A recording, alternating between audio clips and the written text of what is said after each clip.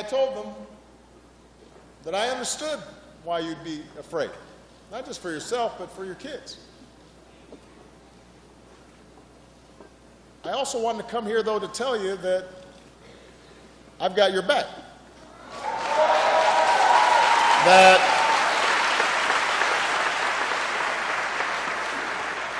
That we're paying attention. So I met and heard directly from those who are leading the federal response, and who are working hard to make sure that Flint is whole again, and to make sure that this proud city bounces back, not just to where it was, but stronger than ever. And I want all of you to know I am confident that Flint will come back.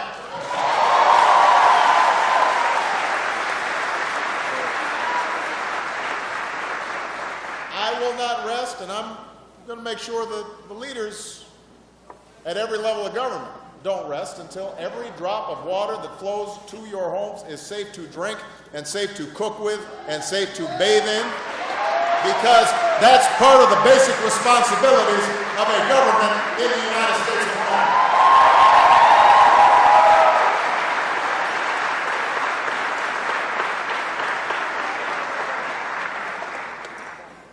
So as President, I set Flint the best resources our federal government has to support our state and local partners.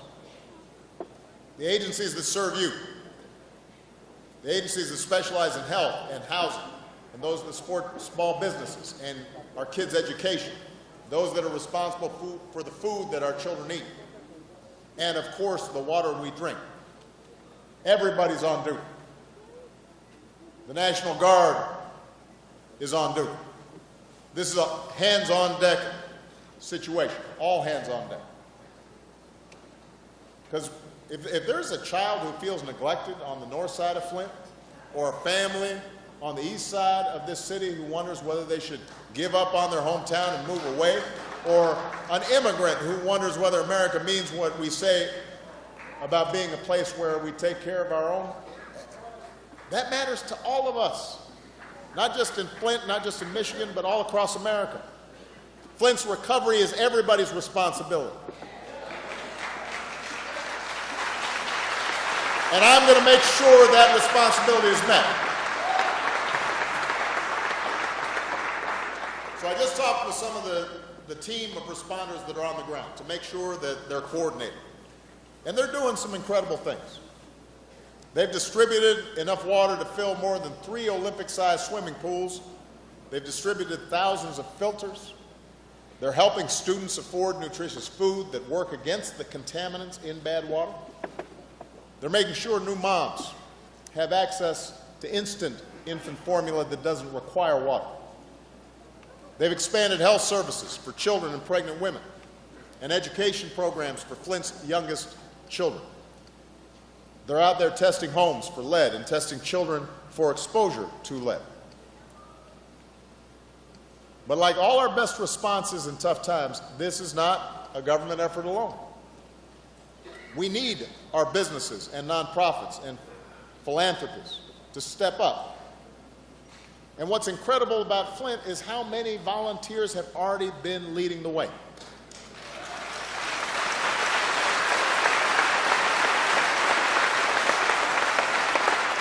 You've got members of one union, UA Local 370, that have donated tens of thousands of dollars and 10,000 hours of their time. They've installed thousands of filters, hundreds of faucets by going door to door, night and day. They're not asking for anything in return, they're just doing the right thing. So many Americans here in Flint and around the country have proven that you don't have to be a plumber or a pipe fitter to pitch in, although it's very helpful if you're a plumber or a pipe fitter. So in March, dozens of accountants teamed up with the American Red Cross to help residents recycle all the plastic water bottles that have been piling up. Religious and community groups are organizing supply drives, supporting families, offering free medical services. The director of a local dance studio, I understand, found a creative way to help. She's letting people use her studio as a space to support one another by sharing their stories and realizing they're not alone. even inmates at an Indiana prison came together to donate more than $2,500 to the people of Flint.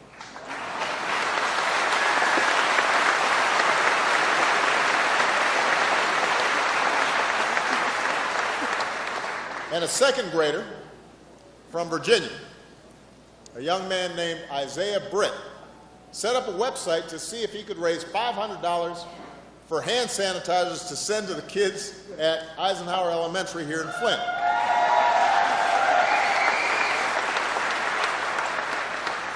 So Isaiah, it's fair to say, surpassed his goal because he raised $15,000. And he explained that the experience taught him just because you're small doesn't mean you can't do big things.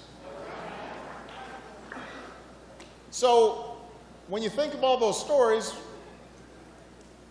it should be clear that the American people care about Flint. The American people are paying attention and they care about you.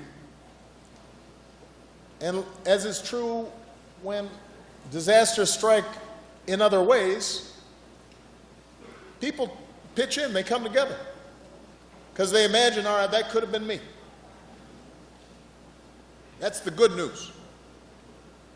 The bad news is that this should not have happened in the first place.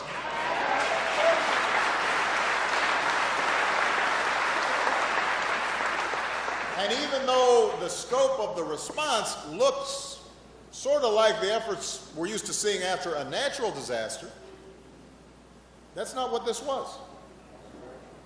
This was a man-made disaster. This was avoidable. This was preventable. Now, I'm not here to go through the full history of what happened. Like a lot of manufacturing towns, Flint's economy has been taking hits for decades now. Plants closing, jobs moving away, manufacturing has shrunk, and that's made it harder for the city to maintain city services. And let's face it, government officials at every level weren't attentive to potential problems the way they should have been. So they start getting short-staffed, they start getting a shrinking tax base, more demand for services, things start getting strained, and there's not enough help from the outside. And then when Flint's finances collapse, an emergency manager was put in place whose mandate was primarily to cut at all costs. And then some very poor decisions were made. All these things contributed to this crisis. Many of you know the story. Now, I do not believe that anybody consciously wanted to hurt the people in Flint. And this is not the place to sort out every screw-up that resulted in contaminated water. But I do think there's a larger issue that we have to acknowledge. Because I do think that part of what contributed to this crisis was a broader mindset, a bigger attitude, a corrosive attitude that exists in our politics and exists in our too many levels of our government. And it's a mindset that believes that less government is the highest good, no matter what. It's a mindset that says environmental rules designed to keep your water clean or your air clean are optional or not that important or unnecessarily burden businesses or taxpayers. It's an ideology that undervalues the common good, says we're all on our own, and what's in it for me, and how do I do well, but I'm not going to invest in what we need as a community.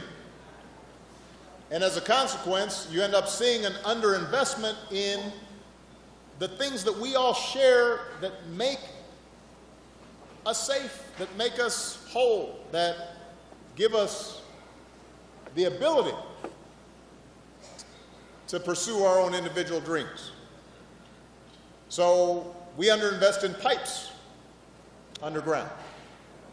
We underinvest in bridges that we drive on, and the roads that connect us, and the schools that move us forward.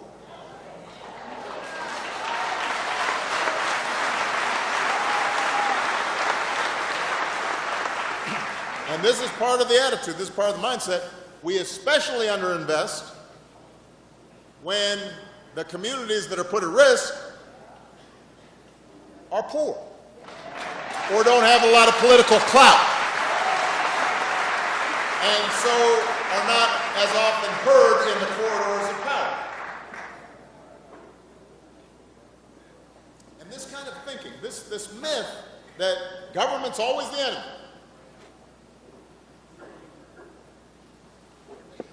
that forgets that our government is us.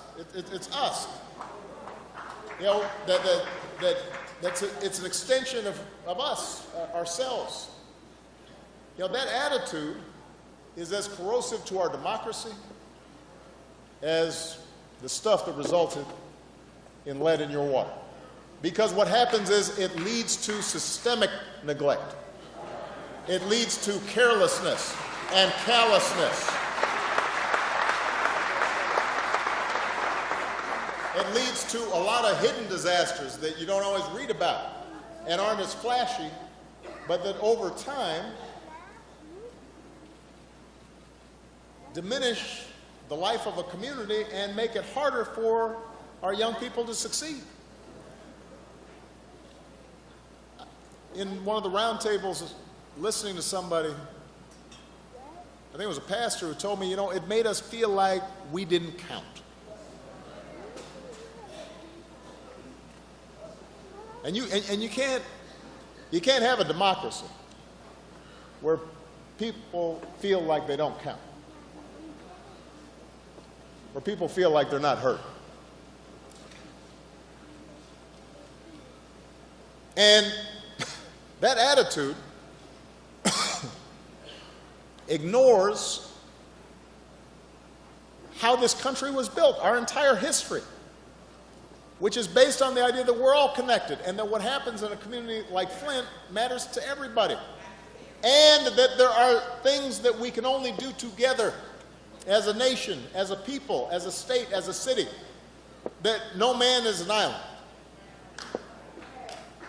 You know, we've been debating this since the Republic began. What are individual responsibilities and what are our collective responsibilities? And that's a good debate. But I've always believed what the first Republican president, a guy named Abraham Lincoln, said.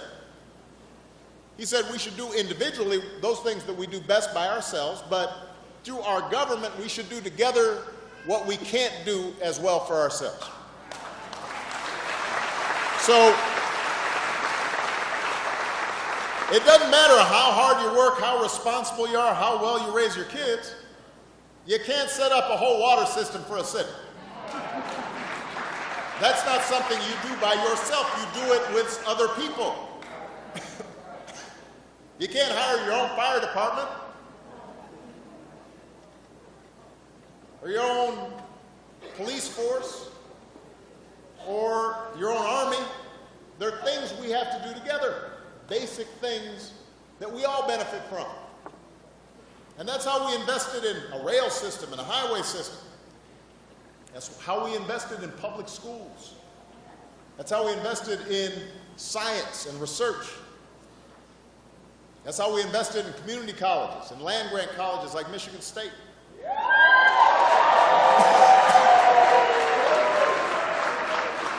invested. Can I get some water?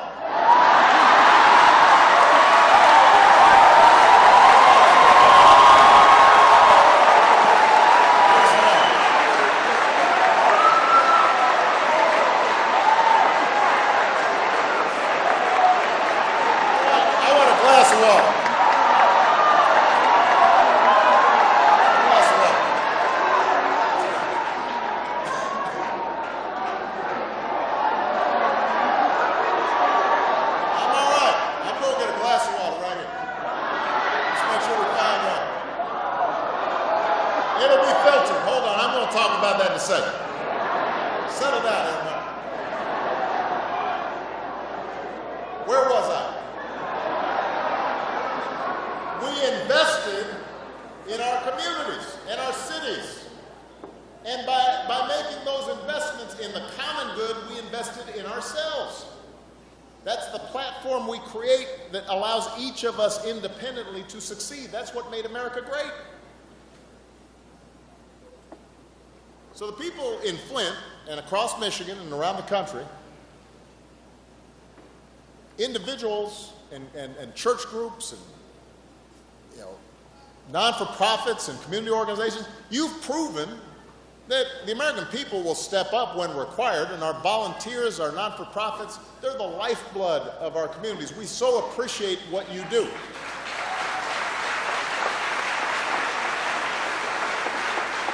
But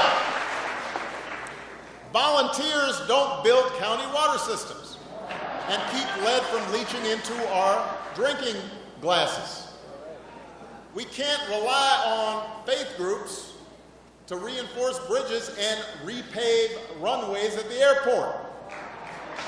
We can't ask second graders, even ones as patriotic as Isaiah Britt, who raised all that money, to raise enough money to keep our kids healthy.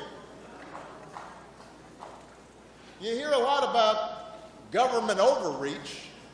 Oh, he's for big government. Listen, it's not government overreach to say that our government's responsible for making sure you can wash your hands in your own sink, or shower in your own home, or cook for your family. These are the most basic services. There's no more basic element sustaining human life than water. It's not too much to expect for all Americans that their water's going to be safe. Now, where do we go from here? Well, I'm still waiting for my water. Somebody obviously didn't hear me. Usually I get my water pretty quick.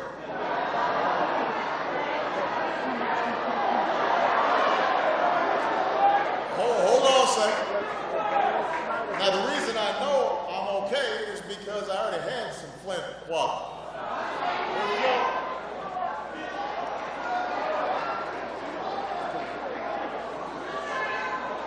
I really did need a glass of water. This is not a stunt. Now, I'm going to talk about this. Everybody settle down. This is a feisty crowd. Hold on a second. All right, everybody settle down. I got some serious points to make here. So where do we go from here? Now, Mayor Weaver has a plan to fix the pipes in Flint. And unfortunately, because the state initially cut so many corners, it's going to end up being more expensive, much more expensive now than it would have been to avert the disaster in the first place. But the good news is that Michigan does have the funds it can use from the federal government to help Flint. The governor indicated that in his budget he has put forward additional funds to replace the pipes. In order for it to happen, and I said this to the mayor and the governor, I had them both in my car, the Beast. I told them I wasn't going to let either of them out until we figured this out. Had Secret Service surrounding everybody. But what I said is that the city and the state and the federal government, everybody's going to have to work together to get this done. So it's not going to happen overnight, but we have to get started. We have to get the money flowing. We've got to work with our plumbers and pipe fitters, but also train local residents and start getting apprenticeship programs going so that even as we're trying to deal with this disaster, we're also hopefully lifting people up and giving them an opportunity for employment. Congress, led by your congressional delegation, needs to act in a bipartisan fashion, do their job, make sure Flint has the necessary resources. And so it's long past time that Flint has a well-managed, monitored, modern water system that protects not just against lead, but other contaminants. All right, so that's our goal. That's one goal. But we've got to do more than just ensure the integrity and safety of your water for the long term. What we also have to do is work as one team, federal, state, and local leaders, Democrats and Republicans, to address some of the broader issues that have been raised by this crisis. The federal officials I met with today are committed to staying on the job until we get it done. But that requires the state of Michigan to step up and be fully invested in this process as well. Today's vote in Lansing to increase funding for health care was a good start, but part of keeping the faith with the people of Flint means making sure that you're first in line for the jobs this effort will create. It means that since the state voted this afternoon to expand Medicaid, every child who lived in Flint while the water was bad needs to be able to get seen by a doctor, diagnosed, make sure that there's follow-up. We can't just promise it, we've got to deliver it. And that means everybody's got to cooperate. Everybody's got to cooperate. And keeping the faith with you also means the state has to step up and deliver the resources that will help not only fix the water, but transform Flint so that it is once again a functioning city with the capacity and the democratic structures to work. The city government has to be on a firm foundation. The mayor can't do it by herself. She's got to have a team and a staff. And there's got to be a budget that works, that's sustainable, and a plan for long-term economic development, and a plan to make sure that health care is available to all of our kids, and a plan to make sure that education is top-notch in this city, and that more jobs are being created.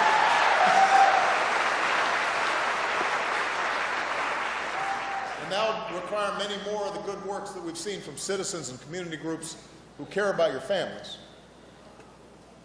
But it's not enough just to fix the water. We've got to fix the culture of neglect, the mindset I was talking about, that has degraded too many schools and too many roads and hurt too many futures. We've got to fix the mindset that only leaves people cynical about our government.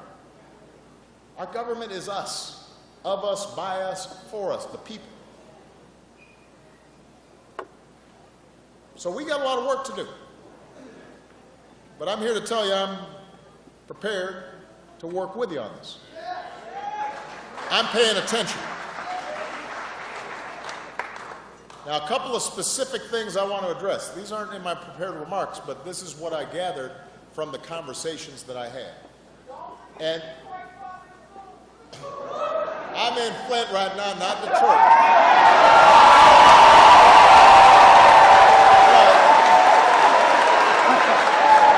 But I do love Detroit, and their school needs support, and there's some of that same mindset has hurt the schools there.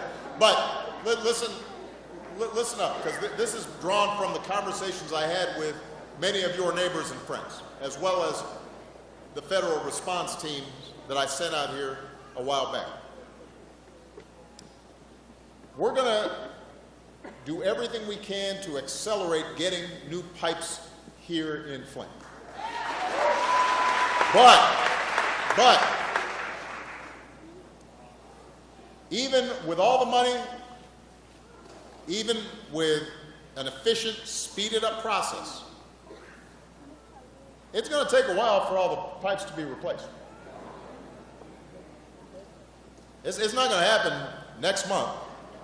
It's not going to happen 6 months from now where all the pipes in Flint are going to be replaced. We got to get started, and you need to see that it's getting started and that the progress is being made. But it's not going to happen overnight. Even if we get all the plumbers and pipe fitters and we get some more apprentices training, even if we do all that, it's going to take some time. And so one of the things I heard talking to a lot of your neighbors is, boy, right now it's rough just trying to figure out how to get bottled water on the way home from work, and you're trying to just shower real quick, and people are still concerned about, whether, what's safe and what information is correct and what is not. So I do want to just tell you what I know, based on not just what I've been reading in the papers, but what our top scientists have told me. The first is that while you are waiting to get your pipes replaced,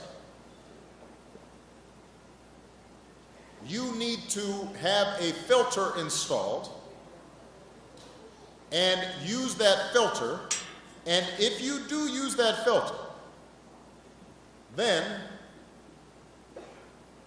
the water is safe to consume for children over the age of 6 and who are not pregnant. Now hold on a second, don't just start shouting, okay?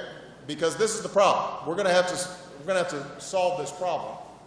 And if people don't listen to each other, then it's not gonna get fixed. So I'm telling you, and I promise you, I'm really good at stirring folks up. So if I want to just come here and stir folks up, I know how to do that. But that's not actually going to solve the problem. All right? So I'm telling you what I know. Because I guarantee you that the scientists who work for me, if they tell me something, which I'm saying in front of all those cameras, turns out to be wrong, that person will not have a job.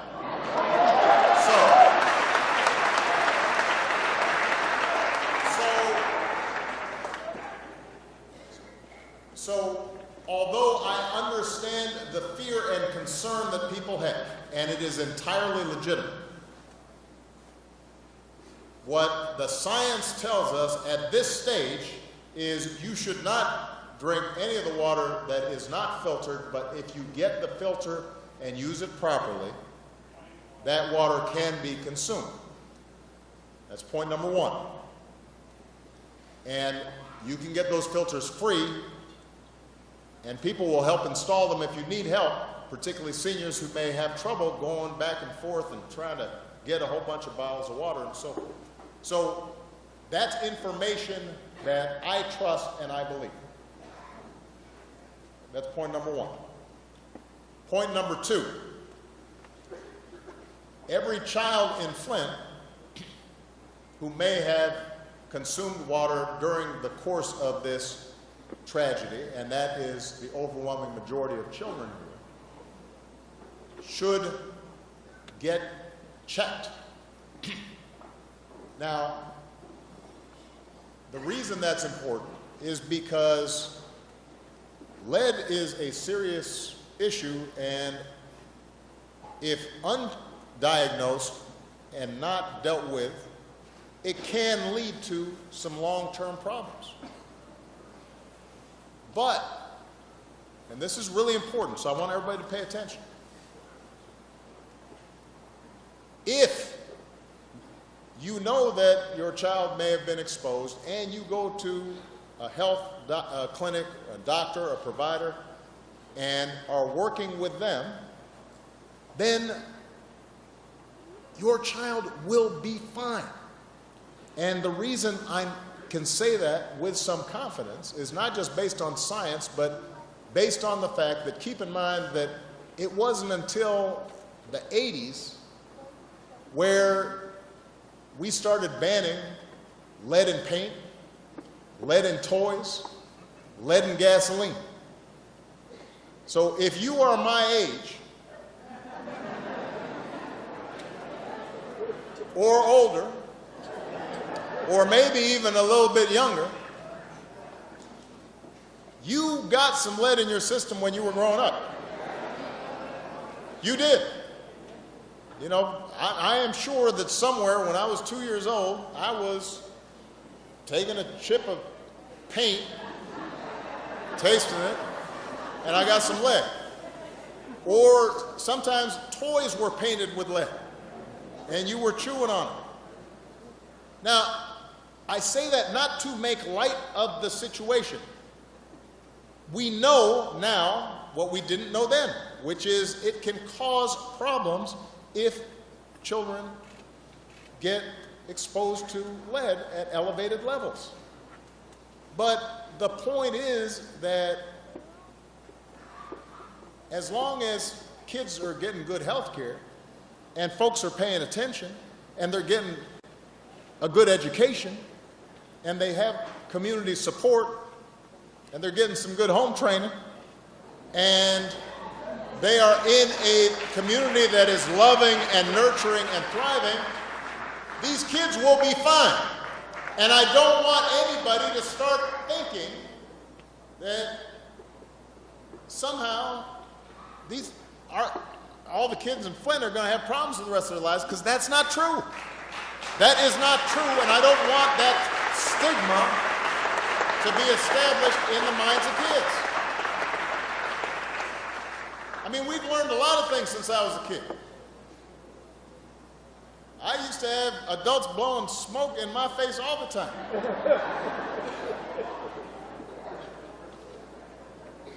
You know, we didn't use seat belts. We wrapped dry cleaning bags around us. Thought that was fun. Folks didn't know. But the reason I think this is important is because I heard from a lot of folks who were saying how moms and dads were feeling guilty, they're feeling sad, they're feeling depressed. Oh Lord, how's this going to affect my child? And it's right to be angry, but you can't be passive. You can't just suddenly sit back and sink into despair. Our kids will be fine, but you have to now take action. Don't wait for somebody else to reach out and ask whether your child has gotten a checkup recently. We just expanded Medicaid. Go take your child to that doctor. Use that health system. And so community organizations, churches, etc., one of the things that we need to do is, and I've talked to the governor and the mayor about this, is set up a system of outreach so that we're getting everybody as a village looking out for every child, making sure that they're getting checked up, making sure they've got pediatric care, making sure they're being tested effectively, making sure then that they're getting nutritious food. Just to give you an example, we know that if kids are getting vegetables and eating properly, that just by itself is going to have some impact on any effects of lead. But I know that here in Flint, there are whole neighborhoods that don't even have a supermarket. So we're going to have to figure out how to get supermarkets in those communities. And in the meantime, we've got to help make sure that those kids are getting the nutrition they need. So I say all this just to indicate you should be angry, but channel that anger. You should be hurt, but don't sink into despair. And most of all, do not somehow communicate to our children here in this city that they're going to be saddled with problems with the rest of their life, because they will not. They'll do just fine. Just like I did fine with a single mom, and a lot of you did fine growing up in a tough neighborhood. They'll make it as long as we're there for them and looking after them and doing the right thing for them and getting the resources that they need. Don't lose hope.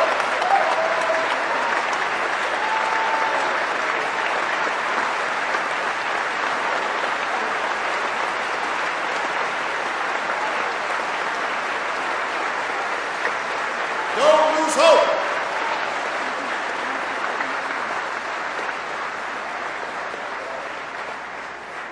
I'll talk longer than I was going to.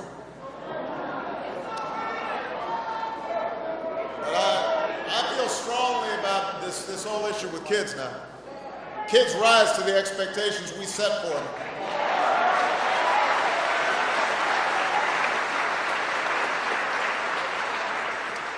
A lot of kids in Flint already got some crosses they got to bear.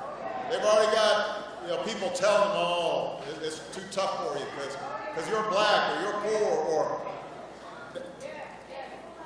they will do fine as long as we do right by them. And that's my intent. And set high expectations for them.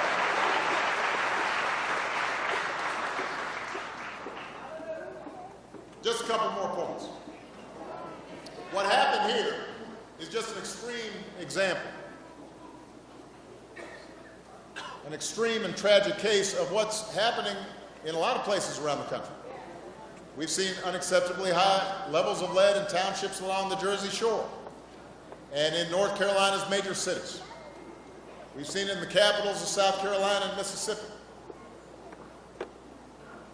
And even where not long ago lead-contaminated drinking water was found right down the street from the United States Capitol. So Flint is just a tip of the iceberg in terms of us reinvesting in our communities.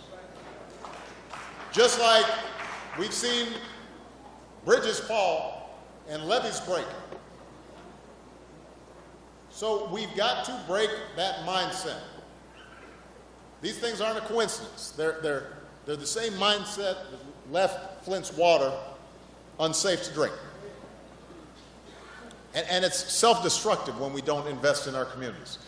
Because a lot of times the people who are against government spending, they'll say, well, the private sector is the key. The private sector is the key for our economy. Free markets and free enterprise are great, but companies won't invest in a place where your infrastructure is crumbling and your roads are broke. You're not going to start a business or be able to recruit outstanding staff if there's no safe drinking water in the city.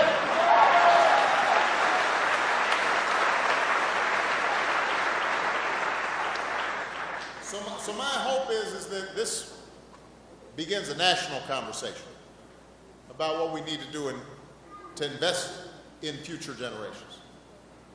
And it's no secret that on this pipeline of neglect, a lot of times it's the most poor folks who are left behind. It's working people who are left behind. We see it in communities across the Midwest that haven't recovered since the plant shut down. We see it on inner city corners where they might be able to drink the water, but they can't find a job. We see it in the rural hills of Appalachia. We got to break that mindset that says that neighborhood over there, that's not my problem. Those kids over there, they don't look like my kids exactly, so I don't have to worry about them. Out of sight, out of mind. We've got to break that attitude that says somehow there's less of them, and remind ourselves that there's just one big we, the American family, and everybody's got to look out for each other. The kids here in Flint aren't those kids, they're our kids.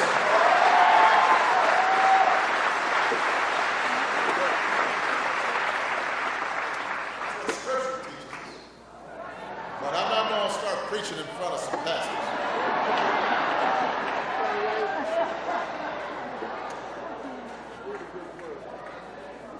So, let me just close by saying this. Look, I know this has been a scary time.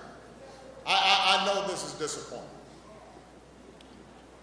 You've been let down.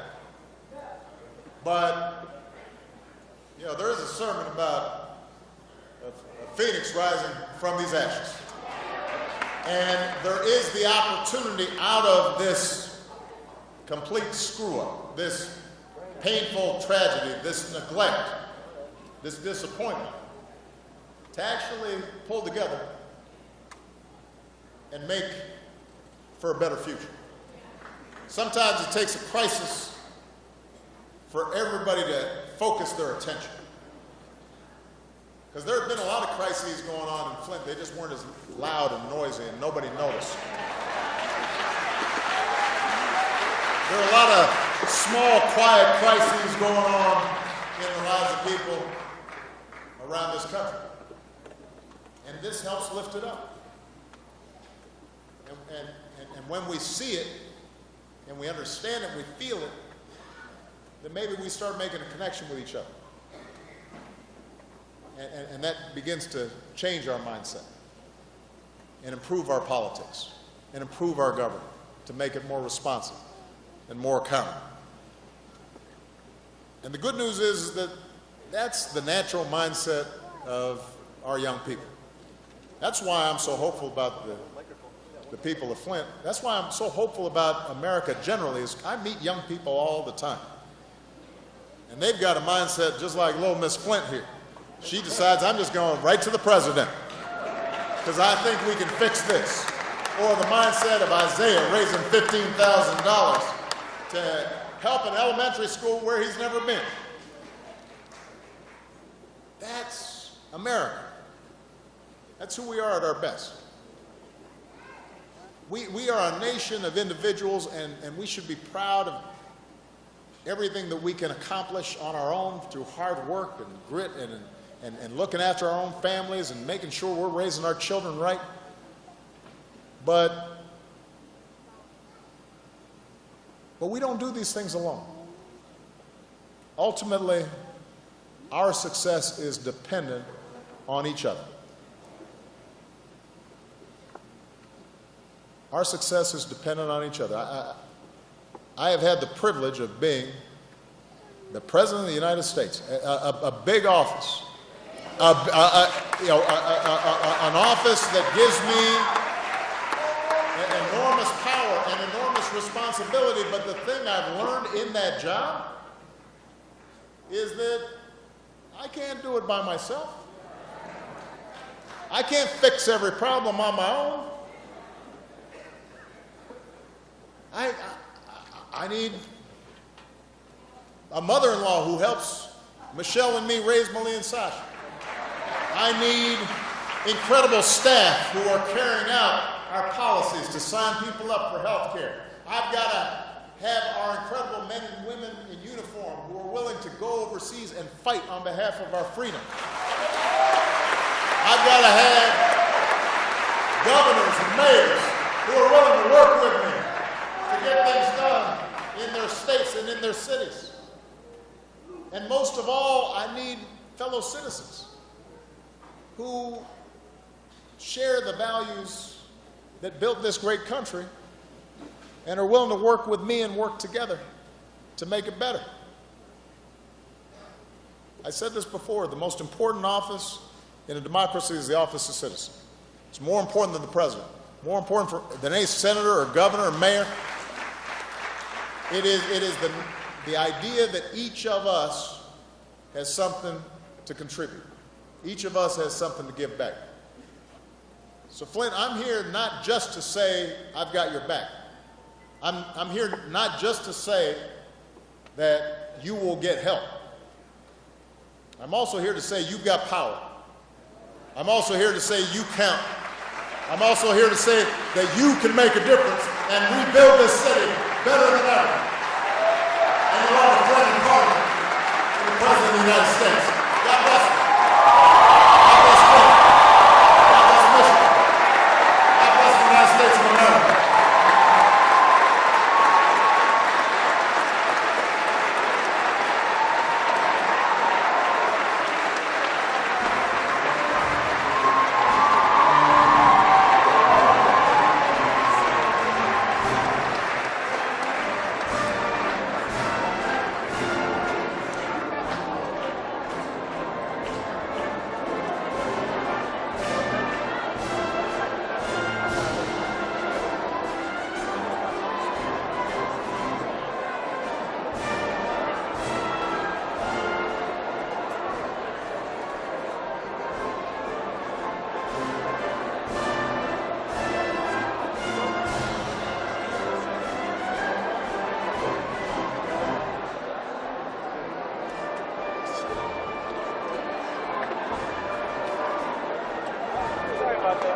No, it's not. Well,